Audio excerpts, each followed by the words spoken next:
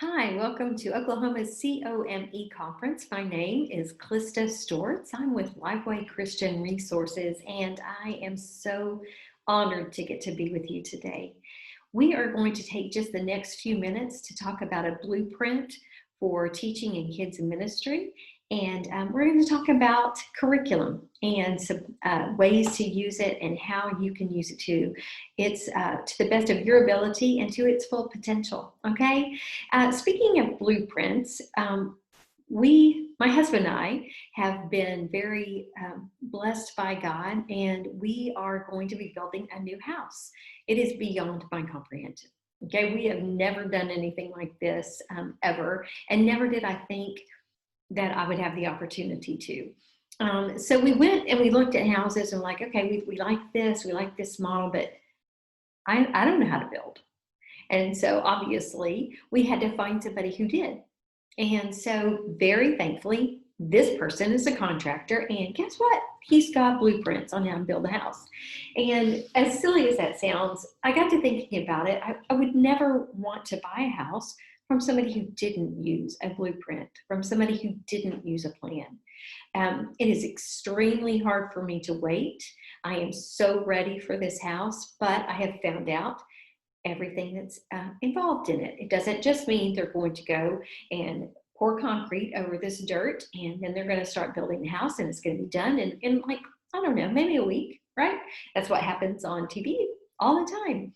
But no, that's not how it happens. In fact, they have to grate the land. They have to get permits. They have to lay out a form with wood to know exactly where the concrete's going to be poured. They've got to lay down gravel. They've got to pull in all of the plumbing and all the electricity. But very thankfully, they have a blueprint for how this is going to go. And I have confidence in what we're going to end up buying. Okay. Again, I would not want to purchase a house from someone who did not have a plan in place. And so what I hope to give you today is a little bit more confidence in using a plan, the curriculum for your teaching as a blueprint of teaching the Bible. Now, I'm sure you know this, but the very best curriculum that you have is right there in your classroom. Doesn't have anything to do with me, doesn't have to do with the company I work with or anybody else's company. It's that Bible. Ultimately, that Bible is your curriculum. You can teach simply by using the Bible. And just for instance, I was driving down the road the other day with my granddaughter. She and I were sitting in the back seat, and Gary was driving, and there was a Bible in the back seat. And she said, "Mimi, I want to read that book." And I said, "Okay." But inside I'm like, okay, that doesn't have any pictures in it. And, it's Papa's Bible, but okay. So we got it out. And I thought, you know what, I can do this. I can let her know how special this book is. So I looked at her and I said, Lainey, this book right here, it talks about God and when he made the world. So this right here is where we find all that out. Her eyes got big, and so we talked about it.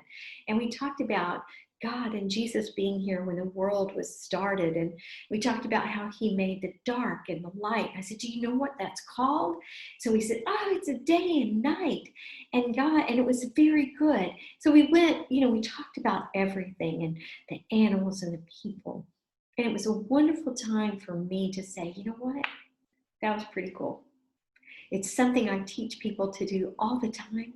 But to actually do it right there with my own grandchild made it even that much more special. And so I pray that as we talk about curriculum today, that this will be helpful for you as well as you teach. So let's just jump right in. That curriculum that you use prayerfully has a teacher devotion. And I want to really encourage you. I pray that you don't just skip over that teacher devotion and jump right into wherever you're teaching that next week. Take the time during the week to get that teacher devotion out, to get your Bible out and read that Bible story, read it in God's actual word. Read it and find out, you know what, God, what do you have for me this week? Before I start teaching, what do you want me to learn this week?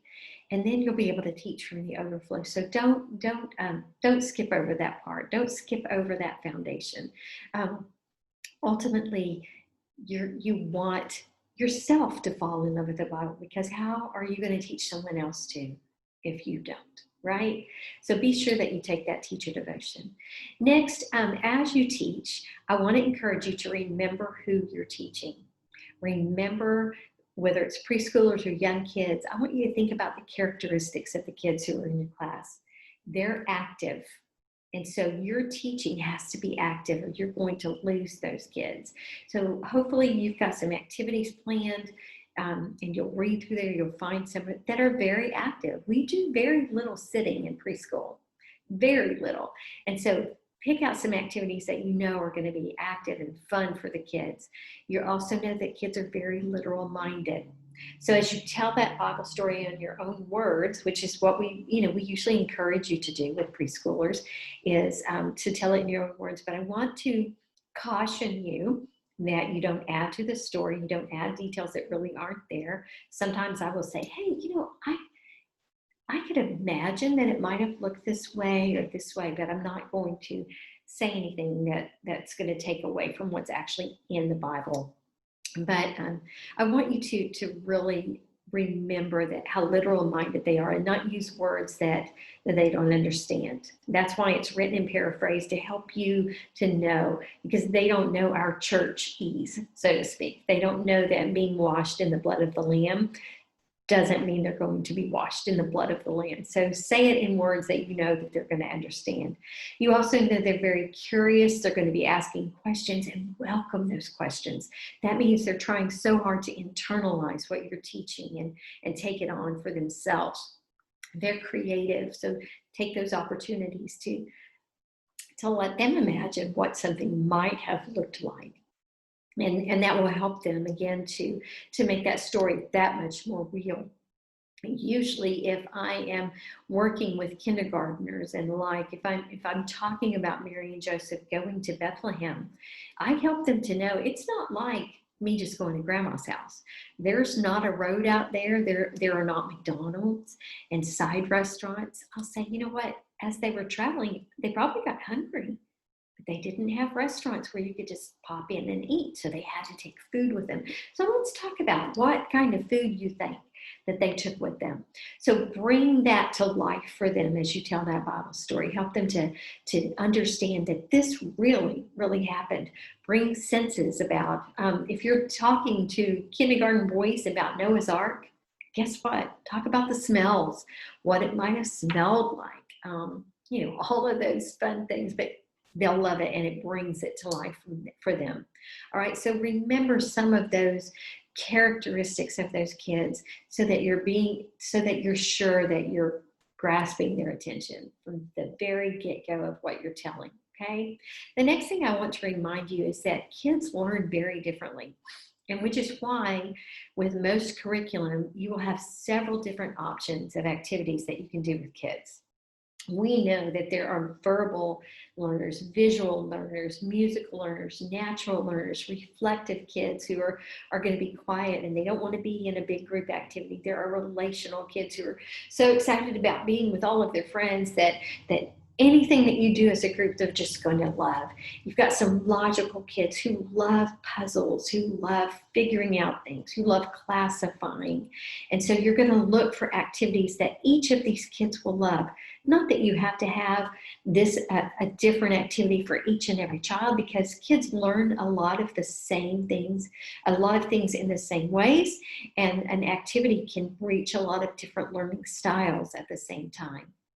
So get to know your kids, find out if this child is a very physical learner and he doesn't seem to be paying attention, then it may be that the activities you're choosing during your teaching time aren't quite physical enough for him. So find a way to focus all of that energy he has into learning, whether it's tossing something into a basket, tossing something back and forth as you say the Bible verse.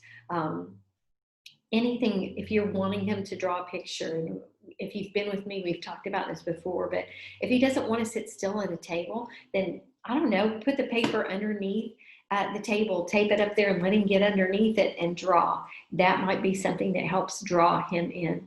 If you have a reflective child, find something that she or he can do by himself, that he can really concentrate on. They really reflect and take it to heart. So you want to give them some quiet times, maybe away from all the hustle and bustle of the crowd. Use each of these activities, whatever they are, to actually teach back the Bible story. That's what these Bible learning activities in your curriculum will help you to focus back on the Bible story. Okay, so go through there and decide which ones you want to use. You might not need but a couple. It really depends on your schedule at your church. It depends on the kids at your church, in your classroom, what resources you have available. And really, it is truly a blueprint. It just means that let me give you a plan and you adapt what's going to be best for you and for your classroom. Okay, so find those different activities. But let me just remind you that each activity that you use in your curriculum that morning should point back to your Bible story in one way or another.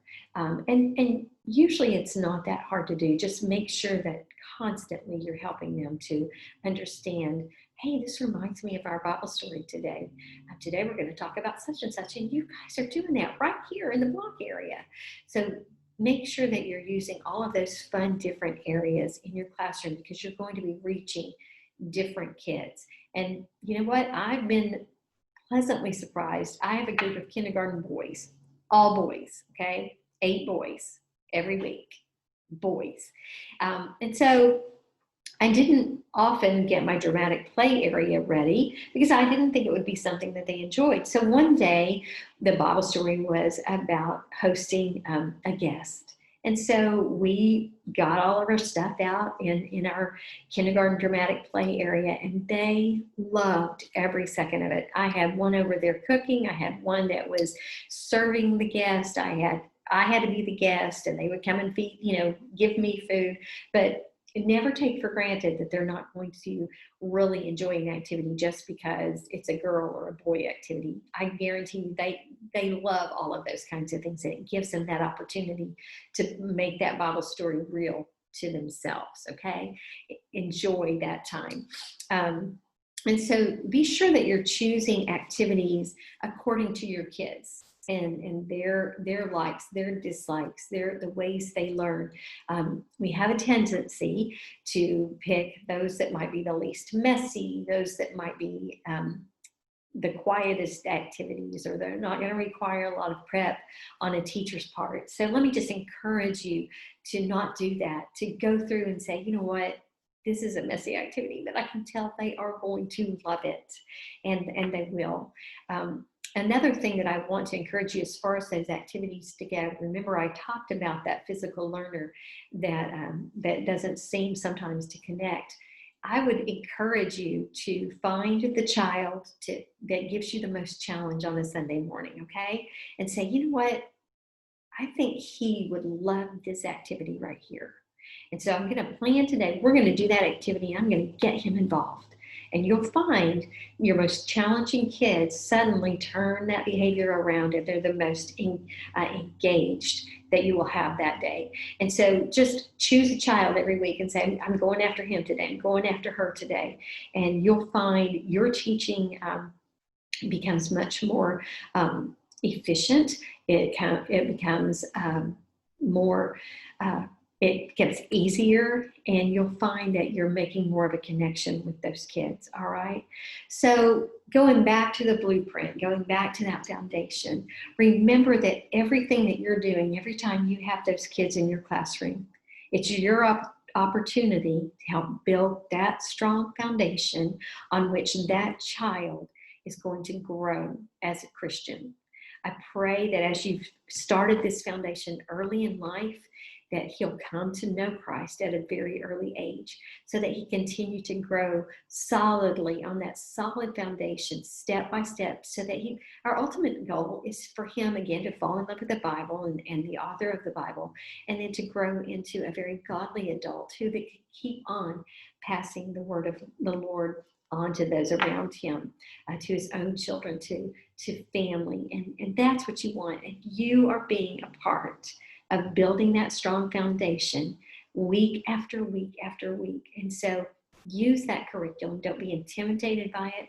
Let it help you as you care and as you teach these little ones. God bless you in all that you do. Thanks again for allowing me to be part of this. I'll see you soon.